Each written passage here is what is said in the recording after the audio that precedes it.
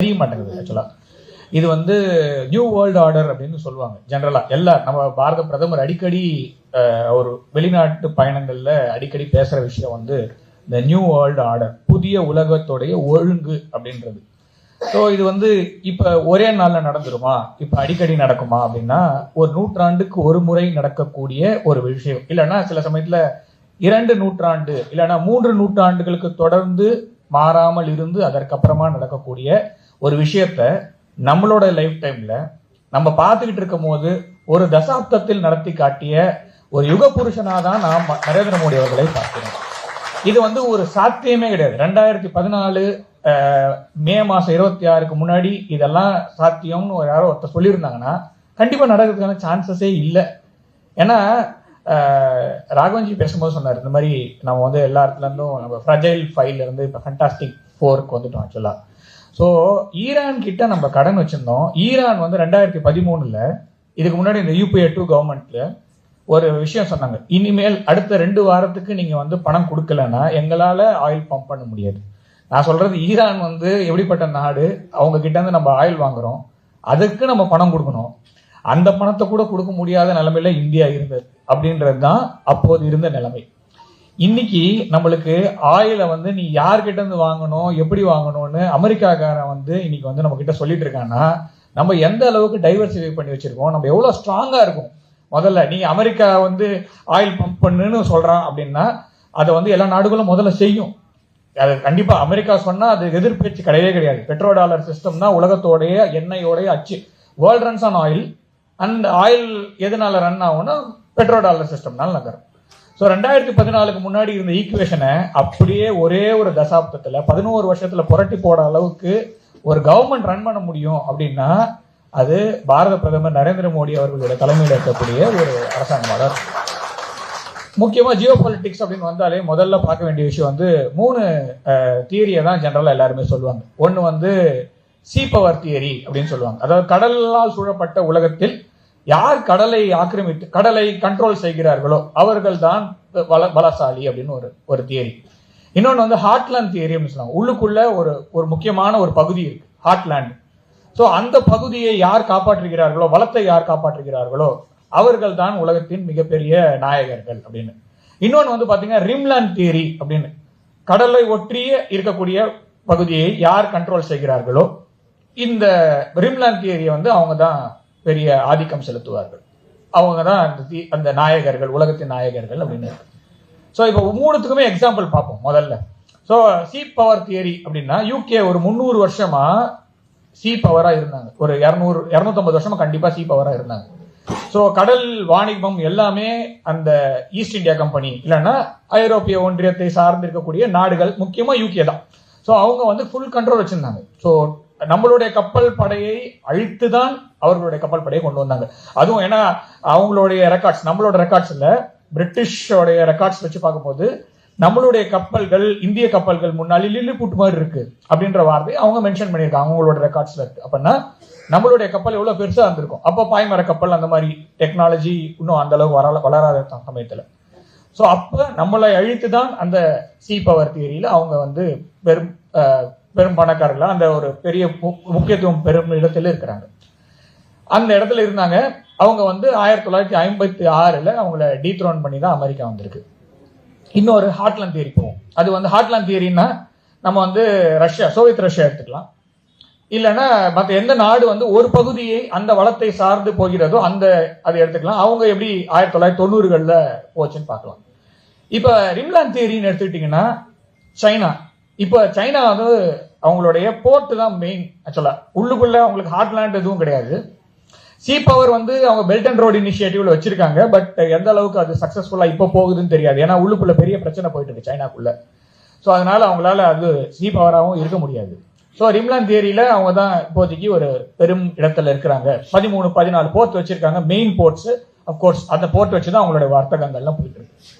So இந்த போர்ட்டை மூடினா China மூடுமா அப்படின்னா அதுதான் ஆப்வியஸ் ஃபேக்ட். அதுதான், ஏன்னா எக்ஸ்போர்ட் எக்கானமி அவங்களுடைய பொருளாதாரம் முழுக்க ஏற்றுமதியை சார்ந்து இருக்கிறது. சரி, இப்போ இந்தியாவுக்கு வருவோம். ஸோ இந்தியாவை பொறுத்த வரைக்கும் நம்ம வந்து 1700களில் 1600ல இருந்து 1700கள் வரைக்கும் நம்மளும் சைனாவும் தான் நம்பர் 1 நம்பர் 2 இருந்தோம். நம்மள டீத்ரோன் பண்ணி தான் யூகே வந்து உட்கார்ந்ததுன்னு எடுத்துப்போம். ஸோ இப்போ லாஸ்ட் ஒரு 10 இயர்ஸா நம்ம வந்து வி ஆர் கெட்டிங் பேக். ஏன்னா இந்த 3 தியரியுமே இந்தியாவில் எடுப்படும் அப்படின்னு நான் பார்க்குறேன். ஏன்னா நம்ம கிட்ட டெல்லி வந்து ஒரு ஹார்ட்லாண்டா எடுத்துக்கலாம், நம்மளுடைய தலைநகரம் இந்திரபிரஸ்தமோ டெல்லியோ, ஸோ பேர் மாறிச்சுன்னா நல்லது. ஸோ அந்த ஹார்ட்லாண்ட் அப்படின்னு எடுத்தோம்னா அதை பாதுகாப்பு, அதோடைய வளங்கள், அதோட கண்ட்ரோல் ஃபுல்லா டெல்லியோட கண்ட்ரோல் இருக்கு அப்படின்னா, அது ஏன் நான் டெல்லி அப்படின்னு சொல்றேன் அப்படின்னா, G20 சக்சஸ் அப்படிங்கிறது வந்து டெல்லி பிரகடனம்னு ஒன்று வந்தது. அதுக்கப்புறமா நடந்த ஒரு உச்ச மாநாடா இருந்தாலும் சரி, அதுக்கு முன்னாடி இருந்த மாநாடும் சரி, ஒரு பிரகடனம் ஜாயிண்ட் டிக்ளரேஷன் அப்படின்றது வந்து எந்த ஒரு நாடும் கொண்டு வர முடியாமல் போனது அப்படின்றது தான் உண்மை.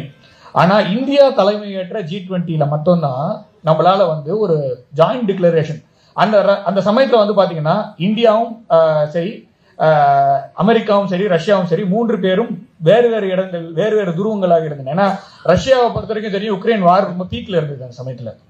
அமெரிக்கா பக்கத்துல இருந்து ஒரு அழுத்தம் வைக்கப்படுகிறது, ரஷ்யா பக்கத்துல இருந்தும் ஒரு அழுத்தம் வைக்கப்படுகிறது.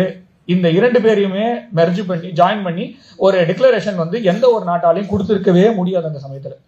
ஆனா இந்தியா G20 தலைமை ஏற்க போது ஒரு ஜாயிண்ட் டிக்ளரேஷன் வந்துச்சு. இது ஒரு மிகப்பெரிய சக்சஸ். அது வந்து நம்ம வந்து கொண்டாடப்பட வேண்டிய ஒரு விஷயம். நம்ம யாருமே அதை கொண்டாடாம விட்டுட்டோம், டு பி ஃப்ராங்க். ஏன்னா joint declaration of G20 of 2 different poles, அது வந்து சான்ஸே இல்லை. ஸோ இது ஒரு பெரிய சக்சஸா நம்ம பார்க்கணும், நம்ம கொண்டாடி இருக்க வேண்டிய தருணம் அது. ஆக்சுவலா அதை நம்ம மிஸ் பண்ணணும். சரி, அந்த ஒரு விஷயம் ஹார்ட்லாண்ட் தியரி எடுத்துக்கலாம். நெக்ஸ்ட் ரிம்லான் தியரியில நாம வந்து பிம்ஸ்டெக் வச்சிருக்கோம். இப்ப பே ஆஃப் பெங்காலோடைய அந்த இந்தியன் ஓஷன், அதை சார்ந்த, அதாவது இந்திய பெருங்கடல் சார்ந்த நாடுகளுடைய கூட்டமைப்பும் நம்ம வச்சிருக்கோம். ஸோ இந்திய பெருங்கடலுக்கு ஒரு சிறப்பு என்னன்னா, ஒரு நாட்டோட பேரை கொண்ட ஒரே பெருங்கடல் வந்து இந்திய பெருங்கடல் மட்டும்தான். ஏன்னா மற்ற எல்லாமே ஒரு பகுதியையோ இல்ல ஒரு பிராந்தியத்தையோ வைத்திருக்க ஒரு பேரா தான் இருக்குது. தவிர இந்திய பெருங்கடல் அப்படிங்கிறது ஒரு நாடு, பாரதத்தின் ஒரு பெரும் அங்கம். ஸோ இந்திய பெருங்கடலோட சிறப்பு இன்னொரு விஷயமும் நம்ம எடுத்துக்கணும். என்னன்னா, இந்திய பெருங்கடல்ல தான் சோக் பாயிண்ட்ஸ் சொல்லப்படுகின்ற விஷயங்கள் ஜாஸ்தி. அதாவது உலகத்தோடைய வர்த்தகம், பொருளாதாரம் வந்து ஃப்ளோ ஆனோம்னா அந்த பொருளாதாரம் செல்ல வேண்டும் பாதை, அந்த கப்பல் பாதை இருக்கு இல்லையா, அந்த கப்பல் பாதை 2 பக்கமும் சோக் பாயிண்ட்ஸ் நிறைந்தது அப்படின்னு நம்ம பார்க்கணும். அதை யார் கண்ட்ரோல் பண்றாங்களோ அவங்க தான் பெரிய ஆளு அப்படின்னு எடுத்துக்கலாம். ஸோ இப்ப ரீசெண்டா நம்ம மலேசியாவுக்கு நம்ம பாரத பிரதமர் சென்ற பொழுது முக்கியமான ஒரு ஒப்பந்தம், அதாவது லாஜிஸ்டிக்ஸ் ரிலேட்டடான டாக் வந்து வந்தது. எதுக்காக அப்படின்னா, மலாக்கா ஸ்ட்ரெயிட் அப்படின்னு ஒரு பகுதி, அதாவது அந்தமான் நிக்கோபார் தீவுல இருந்து நீங்க வந்து சிங்கப்பூர் நோக்கி பயணம் செய்தீர்களாம் கப்பல்ல போனீங்கன்னா, குறுகலான ஒரு பாதை, அது பேர் ஸ்ட்ரெயிட் அப்படின்னு சொல்லுவாங்க. அந்த இடத்துல மலாக்கா ஸ்ட்ரெயிட்ல 40% உலகத்துடைய எல்லா ட்ரேடும் அது தான் போகுது.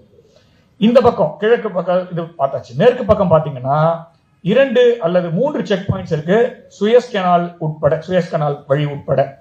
சோ இந்த பாதையை யார் கண்ட்ரோல் செய்கிறார்களோ அவர்கள் தான் இதுக்கு மேல உலகத்துல நம்பர் 1 இருக்க போறாங்க.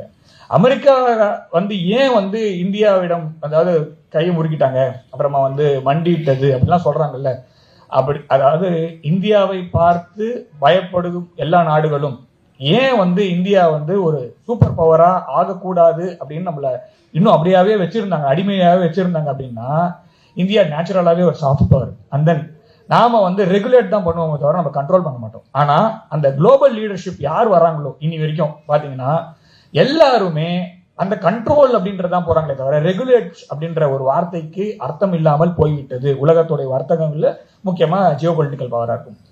அமெரிக்கா தன்னுடைய இருப்பை இழக்கிறது. முதல்ல நான் பாக்குறது அப்படிதான் பாக்குறேன். அமெரிக்கா தன்னுடைய குளோபல் பவர் அப்படின்ற அந்த ஸ்டேட்டஸ அமெரிக்கா இழப்பதனால் அந்த இடத்துல வேக்யூம் கிரியேட் ஆகுமா, இன்னொரு குளோபல் பவர் வருமானா, என்னுடைய பார்வையை இன்னொரு குளோபல் பவர் இப்போதைக்கு வருவதற்கான சாத்தியம் இல்லை. ஆனா ரீஜனல் பவர்ஸ் அங்கங்க தலையை தூக்குவார்கள்.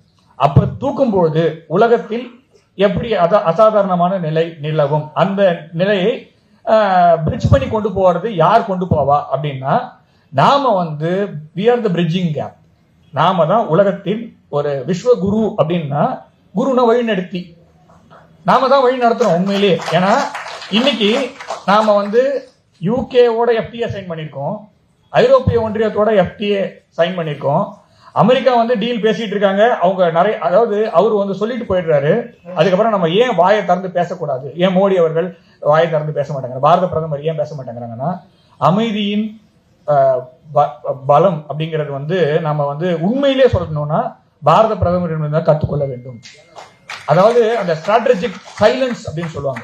லீ குவான் யூ அவர்கள் சொல்லுவார், most of the time we are dealing with we are not dealing with an enemy, we are dealing with the stupidity of a friend அப்படின்வார். ஏன்னா ஒரு வார்த்தைகள்ல இருக்கு. ஜி கூட சொன்னார் இந்த மாதிரி ஃப்ரெண்ட், மை ஃப்ரெண்டுன்னு சொல்லி ட்வீட் பண்றாருன்னு. ஸோ அந்த ஃப்ரெண்டோடைய என்ன விஷயத்த வந்து மோடி அவர்கள் புரிஞ்சுக்கிட்டாரோ தெரியல. ரொம்ப ப்ராப்பரா ஸ்ட்ராட்டஜிக் சைலன்ஸ் அப்படின்றத விட ஸ்ட்ராட்டஜிக் டாலரன்ஸை நோக்கி இந்தியாவுடைய அரசாங்கம், முக்கியமா இந்த அரசவை நகர்ந்திருக்கிறது. அந்த மௌனத்தின் வெற்றியாகத்தான் அமெரிக்கா இன்று 18% வந்து ஒத்துக்கிட்டாங்க. உண்மையிலேயே இது வேற ஒரு கவர்மெண்டால, எந்த ஒரு கவர்மெண்டாலையும் இதை பண்ண முடியாது. எந்த ஒரு கவர்மெண்டா இருந்தாலும் இதை வந்து இந்த மௌனம் வந்து பலவீனத்தின் குறியானா பலத்தின் குறியீடு அப்படிதான் நான் பாக்குறேன். ஏன்னா இந்தியா வந்து ஃபுல் பவர் என்கிட்ட இருக்கு, நீ என்ன வேணா சொல்லிக்கோ, நான் வந்து ஐ நோ யுவர் நம்பர். அதாவது அதுதான் இந்தியாவுடைய அரசாங்கம். முக்கியமா பாரத பிரதமர் என்ன சொன்னார்னா, நீங்க என்ன சொல்ல போறீங்கன்னு எனக்கு தெரியும், ஆனா நீ என்னைக்கு சொல்றியோ அன்னைக்கு வரைக்கும் நான் வெயிட் பண்றேன். ஆனா அது வரைக்கும் நான் மௌனம் காக்கிறேன். ஏன்னா உங்களால எதுவும் பண்ண முடியாதுன்னு தெரியும். ஏன்னா they have completely last with China. ஐரோப்பிய ஒன்றிய நாடுகள் கண்டிப்பாக அமெரிக்காவோட இப்போது இருக்க போவதில்லை, அவங்களும் வெளியில வர்றாங்க. ஐரோப்பிய ஒன்றியத்தோடு இப்போது ஏற்பட்ட அந்த FTA தான் அமெரிக்காவை வழிக்கு வர வைத்திருக்கிறது. அது மாத்திரம் இல்லாம இப்ப we are heading for a multipolar world அப்படின்னா பல துருவங்களை, இது வந்து இப்ப இன்னைக்கு நேர்த்தி ஆரம்பிக்கல, 2014 இருந்து இன்ச் பை இன்ச்சா நகர்த்தினர். ஏன்னா ஒரே ஒரு டெசிஷன் வெளியில தெரிஞ்சதுனாலும் இந்த அரசாங்கம் எப்படி டாப்பிள் செய்யப்பட்டிருக்கும் அப்படின்றது உலகத்தில் இருக்க அனைத்து நாடுகளுக்குமே தெரியும். ஏன்னா பாரத பிரதமர் கை வச்சது எல்லாமே ஹை வோல்டேஜ் வயர்ஸ் தான் நான் பார்த்தது எல்லாமே. இத கவர்மெண்ட் வந்து இவ்வளவு நாள் அடுத்த கட்டம் ஒவ்வொரு முடிவும் பாரத பிரதமர் எடுக்கும் போது பயமா இருக்கும். உண்மையிலே சொல்ல போனா அடுத்தது என்ன இதை எடுத்ததுனால இந்தியாவுக்கு வளர்ச்சியா? கண்டிப்பா வளர்ச்சி. ஆனா நம்மளுக்கு எதிரிகள் ஜாஸ்தி. அதாவது இந்தியா வந்து நட்பான எதிரிகள் ஜாஸ்தி, டைரக்டா மோதுறதை விட இன்டைரக்டா மோதுற எதிரிகள் ஜாஸ்தி. அப்படி இருக்கும்போது அடுத்தது என்ன ஆகும், இதனால பின் விளைவுகள் என்ன இருக்கும், இதை நடத்த விடுவாங்களா, இந்த பயம் தான் இருக்குமே தவிர மற்றபடி ஒரு பெரிய இவர் சாதிப்பார்னா கண்டிப்பா சாதிப்பார், அதுல ஒரு மாற்று கருத்து, அது ஒரு பயமும் கிடையாது. ஆனா இவரை ஃப்ரீயாக வேலை செய்ய விடுவார்களா அப்படின்ற ஒரு பயம் இருக்கும். ஆனா இப்ப அடுத்தது கல்ஃப் கோஆபரேஷன் கண்ட்ரிஸோட FTA அடுத்த பேச்சுவார்த்தையில் இருக்கு. ஒமானோட ஒரு ஒப்பந்தம் போட்டாச்சு, வெஸ்ட் ஏஷியன் கண்ட்ரிஸோட நம்ம ட்ரீட்டிஸ் போயிட்டு இருக்கோம், ANZயோட போயிட்டு இருக்கு, எல்லா நாடுகளோடையும் பைலேட்டரல் ட்ரீட்டிஸ் போயிட்டு இருக்கோம். அதே மாதிரி முக்கியமான ஒரு பெரிய பினான்சியல் ஒரு பிளஸ் பாயிண்ட் என்னன்னா, இந்தியா வந்து UPI, எந்த இதற்கு முன்னாடி இருந்த ஒரு அமைச்சரவையில் இருந்த ஒரு முக்கியமான ஒரு அமைச்சர் சொல்லும் போது, இந்த UPI வந்து கொண்டு போய் நீங்க கொடுக்குறீங்களே, எப்படி வந்து பொதுமக்கள் இதை உபயோகப்படுத்துவாங்கன்னு, அந்த சாதாரண மனிதர்கள் எப்படி யூஸ் பண்ணுவாங்க, எப்படி பேங்க் வந்து எப்படி டிரான்சாக்சன் இருக்கும்னு, அதுக்கு வந்து ஒரு பதிலா சொல்லும் போது, ஒரு பெண்மணி கிட்ட வந்து ஒரு காய்கறி வாங்கும் போது பேமெண்ட் பண்ணும், QR கோட் எங்கன்னு, அந்த பாத்திரத்தோட அந்த காய்கறியை எடுத்து கொட்டுற அந்த பாத்திரத்தோட பின்பக்கம் QR கோட் இருக்கு, அதை எடுத்து காமிச்சு இதுல பே பண்ண அப்படின்னாங்க. அதுதான் வெற்றி. அந்த வெற்றியை நாம வந்து உலகத்துக்கு கொடுக்கிறோம். நாம வந்து கண்ட்ரோல் பண்றதுக்காக கொடுக்கல, டாலர் மாதிரி நம்ம வெப்பனைஸ் பண்ணல, but we are co-existing and growth வந்து கார்டியல் growth-ஆ இருக்கு. நம்ம UPI வந்து இப்ப மலேசியாவில் செல்லுபடி ஆகும். அடுத்தது நம்ம பல நாடுகளுக்கு UPI கொண்டு செல்கிறோம். நாம வந்து ஒரு பினான்சியல் என்ன சொல்ற ரெவல்யூஷனை கொண்டு வரோம். Without word we are bringing a financial revolution. ஃபின்டெக்ல நம்ம வந்து நம்பர் 1-ஆ இருக்கோம் அப்படின்னா நம்மளோட டிரான்சாக்ஷன் சைனாவோட ஜாஸ்தி. ஸோ இதெல்லாம் ஒரே வரல, இதெல்லாம் வந்து ரொம்ப கான்ஷியஸா மூவ் பண்ணி தான் இதெல்லாம் கொண்டு வந்திருக்காங்க. ஸோ அதே மாதிரி ஜியோ பொலிட்டிக்கல் பவரா இந்தியா வருமா அப்படின்னா, நம்ம ஜியோ பொலிட்டிக்கல் பவர் தான் எப்பவுமே. அது வந்து மற்றவங்க ஒத்துக்கிறாங்களா ஒத்துக்கலையான்ற அந்த அந்த இருக்கு இல்லையா, அந்த எனக்கு தெரிஞ்ச வரைக்கும் இல்லை. சார் CV ராமன், அதாவது சார் கூட வேணாம், CV ராமன் அவர்கள் நோபல் பரிசு பெற்ற இந்தியாவுடைய இயற்பியலாளர், அவர் சொல்லுவார், நாம வந்து எப்பவுமே வெஸ்டர்ன் ரெகக்னேஷனே பார்த்துட்டு இருக்கோம், I think we have to stop it அப்படின்னு. ஸோ அந்த மாதிரி மற்றவங்களோட ரெகக்னேஷன் நம்மளுக்கு தேவையே இல்லை. ஒரு நாட்டுடைய வளம் அப்படிங்கிறது ஒரு ராணுவத்தை வைத்தோ இல்ல ஒரு ராணுவ பலத்தை வைத்தோ குறிப்பிடப்படும், அது இந்தியா இல்லை அப்படின்னு எடுத்துக்கலாம். ஆனா ஒரு நாட்டுடைய அடையாளம் அப்படின்றது ஒரு தனி மனிதனுக்கு கடைசி தனி மனிதனுக்கு வரைக்கும் உணவு போகுது, பொருளாதார ரீதியா அவனுக்கு வந்து கிடைக்க வேண்டியது கிடைக்குது அப்படின்னா அதுதான் ஒரு பொருளாதார வெற்றி, அதுதான் ஒரு வல்லரசுடைய ஒரு சாதனை. அப்படின்னா இன்னைக்கு வரைக்கும் கரீப் கல்யாண் யோஜனா அடுத்த 5 வருடங்களுக்கும் கரீப் கல்யாண் யோஜனா இருக்கு. இது எத்தனை நாட்டில் இருக்குன்னு யாருக்கும் தெரியாது, எத்தனை நாடால கொடுக்க முடியும் தெரியாது. ஃபுட் செக்யூரிட்டி நம்ம கிட்ட இருக்கு, எல்லா இடத்துக்கும் போறக்கூடிய அளவுக்கு கொண்டு சேர்க்கும் அளவுக்கு நம் கிட்ட உணவு கையிருப்பு இருக்கிறது. இதுதான் ஒரு பொருளாதாரத்தின் வெற்றி அப்படின்னா இந்தியா வல்லரசு நாடு ஆல்ரெடி இருக்குன்னு தான் நான் பார்க்கிறேன். ஆனா நீங்க அந்த வல்லரசு அப்படிங்கறது பொருளாதாரமோ தனி மனிதனோட தேவையோ இதெல்லாம் இல்லாம ஒரு மிசைலோ அதுக்கு அந்த ஒரு அடுத்த நாட்டை தாக்குவதோ அந்த மாதிரி இருக்கணும்னாலும் அதுக்கான வளமும் இப்போது நம்மிடம் இருக்கிறது. ஏன்னா மூன்று நாட்களுக்குள் ஒரு அணு ஆயுத நாட்டை கையை கட்டி ஓரமாக உட்கார வைத்து இதுக்கு மேல எங்க கிட்ட சண்டை போறதுக்கு எதுவுமே இல்லைன்னு கெஞ்ச வைத்த ஒரு ராணுவ படையை 10 வருடங்களில் உருவாக்கி இருக்கிறோம். இதை வந்து பெரிய சக்சஸ். ஸோ எந்த ஏரியா போனாலும் geopolitically financially we are safe no. அந்த மாதிரி ஒரு அரசாங்கத்தை இந்தியா கொண்டு வந்திருக்கிறது இந்த 11 வருடங்களில் தான் நான் பாக்குறேன். அதனால இது வந்து ஜியோபொலிட்டிக்கலி நம்ம வந்து அடுத்தது வந்து நம்ம அடுத்த ஸ்டேஜ் நியூ வேர்ல்ட் ஆர்டர் வருதுன்னா அடுத்த உலகத்துடைய ஐநா சபையில் மாற்றம் கொண்டு வர வேண்டும் அப்படின்னா அந்த மாற்றத்தை கொண்டு வர வேண்டும் அப்படிங்கறது முன்னெடுப்பு பாரத பிரதமர் 2017 சொல்லிட்டு இருக்காரு. ஐநா சபையில் மாற்றம் வேண்டும், இல்லைன்னா ஐநா சபை இருப்பை இழந்து விடும். அதே மாதிரி வந்து ஐநா பாதுகாப்பு கவுன்சிலில் இந்தியாவுக்கு வி டிசர்வ் எ பிளேஸ் அப்படின்றது. ஸோ மலேசியால போகும்போது மலேசியா வந்து இந்தியாவுக்கு பாதுகாப்பு கவுன்சிலில் இடம் வேண்டும் அவங்க சொல்றாங்க. அவங்க எப்படி பேசிட்டு இருந்தாங்க ஒரு 10 வருஷத்துக்கு முன்னாடி மலேசியாவுக்கும் இந்தியாவுக்குமான உறவுகள் எப்படி இருந்தது, மிடில் ஈஸ்ட் அதாவது சொல்றது வெஸ்ட் ஏஷியால இருக்க கண்ட்ரீஸ்க்கும் இந்தியாவுக்கும் உறவுகள் எப்படி இருந்தது, 10 வருடங்களில் அனைத்து நாடுகளும் இந்தியாவிற்கு பின்புலமாக நிற்கிறார்கள் அப்படின்னா இது மாபெரும் ராஜதந்திர ரீதியான வெற்றி. இது வந்து நம்ம உண்மையிலேயே சொல்லணும்னா பாரத பிரதமர் அவர்களுக்கும் வெளியுறவுத்துறை அமைச்சர்கள் சுஷ்மா ஸ்வராஜ் மேடம்ல இருந்து ஆரம்பிச்சு சொல்றேன், ஸோ இப்ப இருக்கக்கூடிய ஜெய்சங்கர் அவர்களுக்கும் சொல்றேன், எல்லாரும் இவங்க வந்து அவங்களுடைய அயராத உழைப்புனாலதான் இன்னைக்கு வந்து இந்த அளவுக்கு நம்ம சேஃபா இருக்கும். எல்லாருமே சொல்லுவாங்க குளோபல் சவுத்தோட ரெப்ரசன்டேஷன் இந்தியா கிட்ட இருக்கு அப்படின்ட்டு. குளோபல் அதாவது ரிச்சான ஒரு கண்ட்ரிஸ் இருக்குன்னா இப்ப ஐரோப்பிய ஒன்றிய நாடுகள் யாரும் வந்து சோர்ந்து போன நாடுகள் கிடையாது, எல்லாருமே பணத்தினால நல்ல ஒரு நிலையில தான் இருக்காங்க. ஆனா அவங்க வந்து இப்ப எஃப்டிஏ நம்ம கூட போடுறாங்க அப்படின்னா அப்ப குளோபல் சவுத்துக்கு மாத்திரம் இல்ல வளர்ந்த நாடுகளுக்குமான ரெப்ரசன்டேஷனும் இந்தியா கொண்டு வந்திருக்கிறது. ஏன்னா இது ரெண்டுத்துக்குமே காரணம் யாருன்னா ஒரு பக்கம் சைனா, இன்னொரு பக்கம் யூஎஸ்ஏ. இவங்க 2 பேரும் நம்பர் 1 அண்ட் நம்பர் 2ல இருந்துட்டு இவங்க 2 பேருக்கு கீழே இருக்கக்கூடிய ஒரு ஈகோ சிஸ்டம் தான் அவங்க கிரியேட் பண்றாங்களே தவிர பாரதம் போல அரவணைத்து கொண்டு செல்லும் அளவிற்கான எண்ணம் 2 நாடுகளுக்குமே இல்லை, நம்பர் 1 நம்பர் 2க்கு இல்லை. ஆனா இந்தியா ஒரு வேலை நம்பர் 1 வருது அப்படின்னா கண்டிப்பா இது வரைக்கும் முன்னாடி இருந்த நாடுகள் போல இந்தியா செயல்படாது.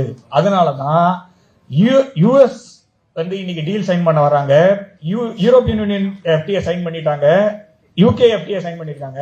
அனைத்து நாடுகளும் வரிசையாக நிற்கிறார்கள் என்றால் இந்த சாஃப்ட் பவர் அண்ட் தென் அரவணைத்து செல்லக்கூடிய அளவுக்கு இருக்கக்கூடிய தலைமை, அதே மாதிரி முதல்ல செவி கொடுத்து கேட்கும் நிலையில் இருக்கக்கூடிய தலைமை, அதுதான் இந்த 3ம் தான் இந்தியாவை இன்று இந்த இடத்துல கொண்டு வந்து வச்சிருக்கு.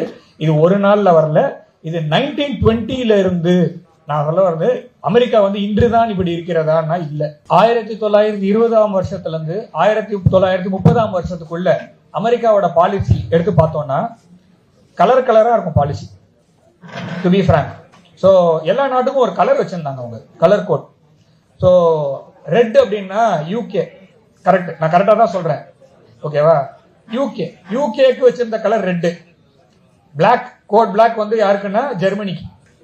கோட் ஆரஞ்சு யாருக்கு வச்சிருந்தாங்கன்னா ஜப்பானுக்கு. ஸோ இவங்க 3 பேர் தான் மெயின். ஸோ 1920 இவங்கள கீழே தள்ளிட்டு அமெரிக்கா மேல வரணும். அதுக்கு என்ன காரணம், என்னென்னலாம் பண்ண முடியும்? ஏன்னா 1914 17 வேர்ல்டு வார் 1 முடிஞ்சு போச்சு. ஸோ அதுல பெருசா பாதிக்கப்பட்டது நிறைய நாடுகள் பாதிக்கப்பட்டது. அதன் மூலமாக பொருளாதாரத்தில் கீழ் தள்ளி இவங்க மேல வரணும்னு பாக்குறாங்க.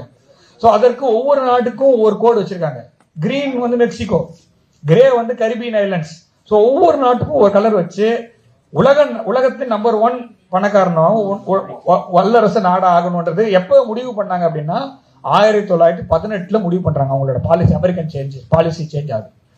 அதுக்கு முன்னாடி நேவல் பவர் தான் முன்னாடி. அதுக்கு முன்னாடி வந்து உங்களுக்கு வந்து இந்த காலாட்படை, அப்புறமா இந்த ஏர்ஃபோர்ஸ் எல்லாம் அப்ப ஒன்றும் கிடையாது. அப்ப வந்து கப்பல் யார் கடலை வந்து கண்ட்ரோல் பண்றாங்களோ அவங்க கடல், அவங்க தான் பெரிய ஆள். அப்படின்னா யூகே வந்து ஒரு ஒரு வச்சிருக்காங்க, ஒரு திட்டம் வச்சிருக்காங்க. என்னன்னா நேவல் பவரா இருக்கணும். 200 வருஷமா யார் வந்து கப்பல் படை வைத்திருந்தாலும் அடுத்த 2 இடங்களில் இருக்கக்கூடிய நாட்டுடைய கப்பல்களை மொத்தமா எண்ணிங்கன்னா கூட யூகேவோடைய கப்பல் படையோட கம்மியா இருக்கணும்.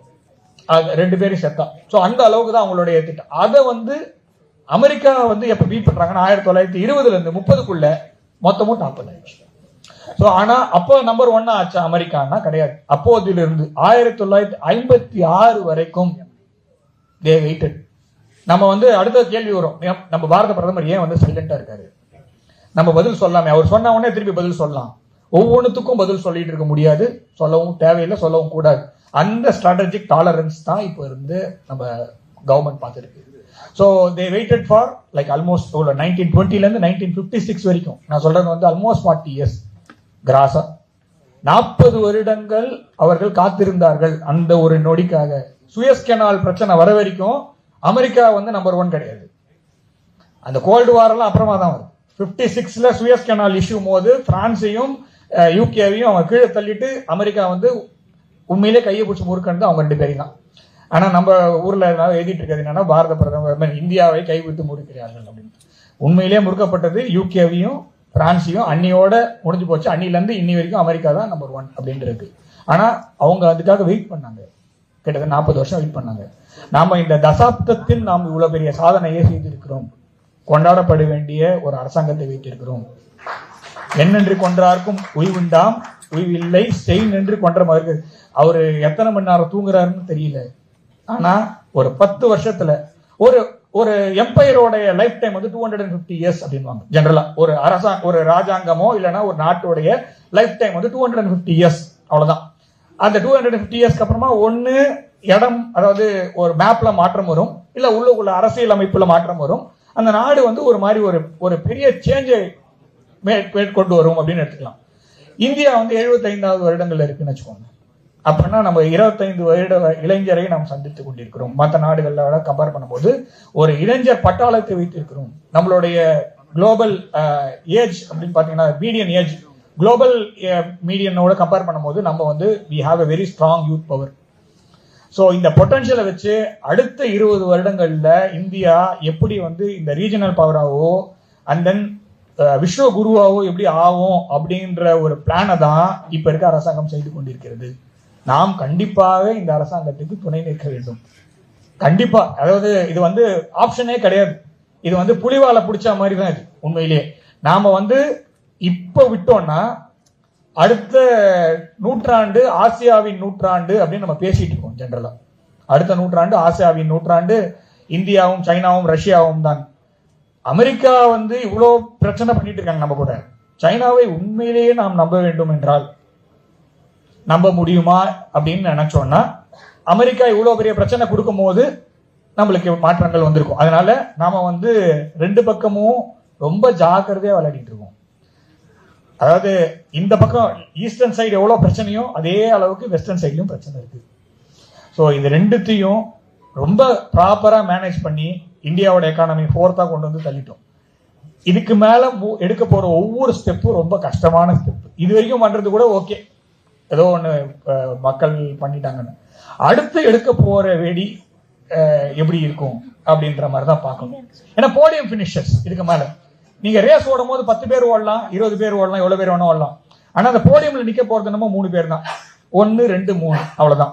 ஸோ இப்ப நம்ம 4வது இடத்துல இருக்கோம். ஸோ இப்ப நம்ம 3வது இடத்துக்கு போனோம்னா நம்ம போடியம் பினிஷர்ஸ் ஆகும். ஸோ அந்த அளவுக்கு it is a responsible position. அதே மாதிரி இதுக்கு முன்னாடி செய்தவர்களுடைய தப்பை இப்போது இருக்க கவர்மெண்ட் செய்யாது. நான் சொல்றது உள்ளியும் சரி, குளோபல் லீடர்ஷிப்லயும் சரி. ஸோ இதை வந்து நம்ம மனசுல வச்சுக்கிட்டு இந்த அரசாங்கத்திற்கு நாம் எந்த வகையில் உதவி செய்ய முடியுமோ அந்த உதவியை நம்மால் ஆன அளவுக்கு செய்தால் மட்டுமே இந்தியா 3வது இடத்துக்கோ இல்லைன்னா அடுத்த 2ஆம் இடத்துக்கோ போக முடியும்.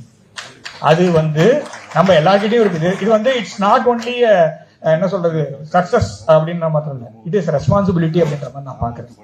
ஏன்னா இந்த மாதிரி ஒரு சேஞ்ச் எந்த ஒரு நாட்டுக்கும் வந்து இருக்குதா, அந்த மாதிரி வரும்போது அந்த நாடு என்ன மாதிரி ஆச்சு, இதுக்கு முன்னாடி உலக வரலாறு எடுத்து படிச்சு பார்த்தோம்னா இதற்கு முன்னாடி இந்த மாதிரி 10 வருடங்கள்ல ஒரு பெரிய சேஞ்ச் ஆன கவர்மெண்ட் வந்திருக்கா, பெரிய மாற்றம் வந்திருக்கானா, வந்திருக்கு.